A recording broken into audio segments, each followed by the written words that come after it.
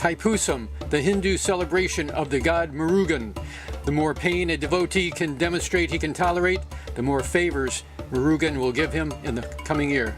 We will be going halfway around the world from the US to Penang, Malaysia, a very modern city, very modern country, to see how the Hindus celebrate Thaipusam.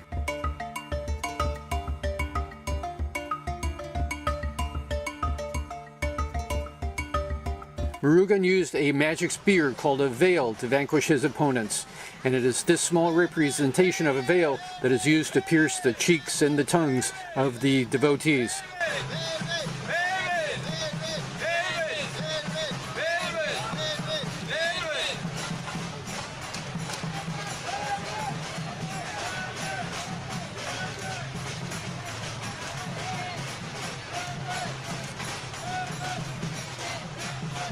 During the 5-kilometer march to the temple, you'll hear the devotees and also the crowds chanting, "Veil, veil."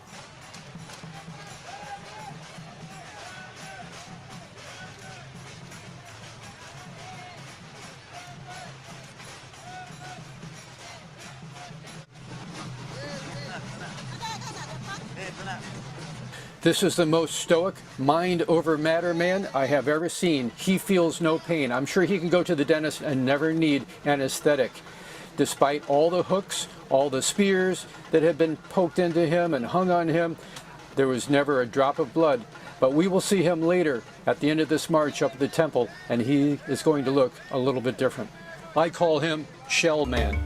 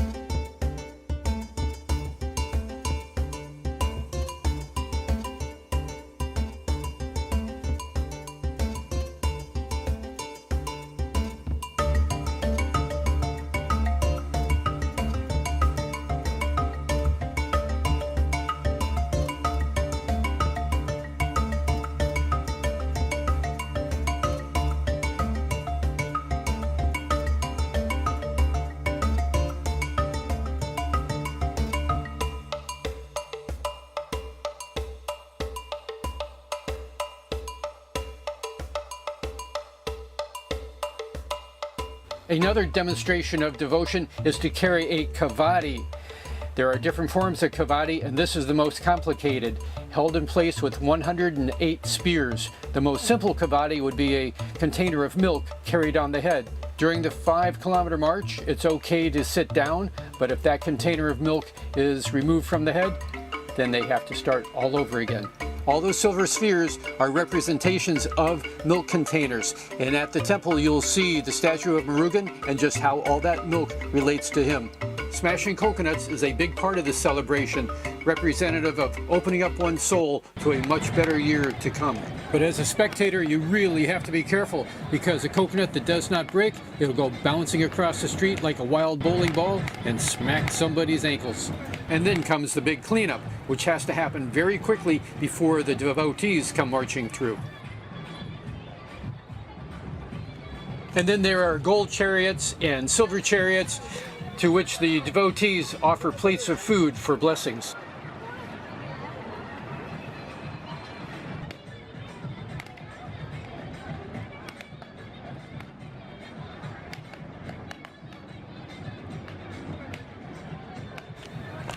Free milk and free vegetarian food for everyone. The entire march up to the temple must be done barefoot, even on this very hot pavement in the tropics. There is a water truck, but he only shows up once in a while, and he can't be everywhere all the time. The idea is to make the whole trek in one go, but there are some people that just can't do it. There are others that need the psych and motivation from a handler to help them keep going, but that doesn't always work.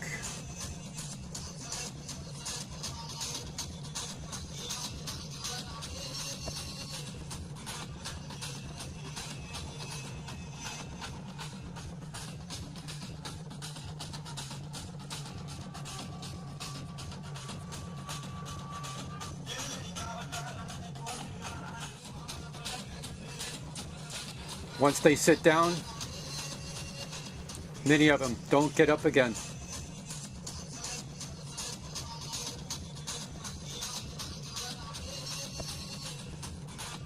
And where do others get their incredible energy? They've been fasting for weeks, eating only one vegetarian meal a day and eating nothing for 24 hours before this march. Eventually, the marchers show up in the temple compound, yet they still have over 500 steps to climb to get to the hilltop temple where Moruga is waiting for them.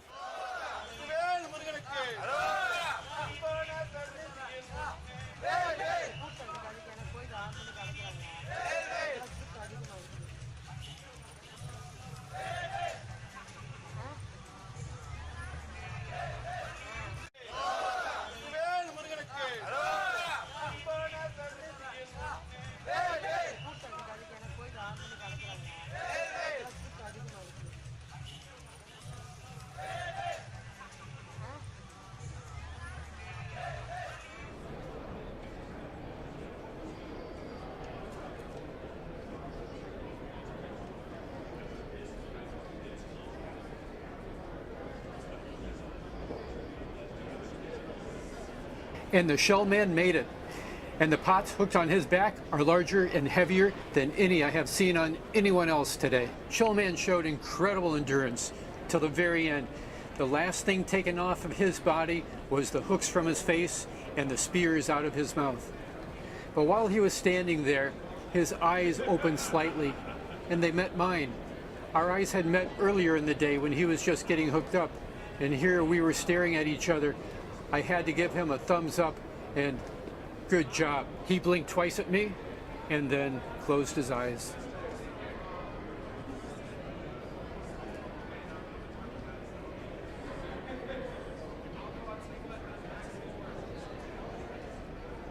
And here's the statue of Moruga, and where all that milk goes, it goes right over his head and into a trough and into a pipe outside, where then it is given away.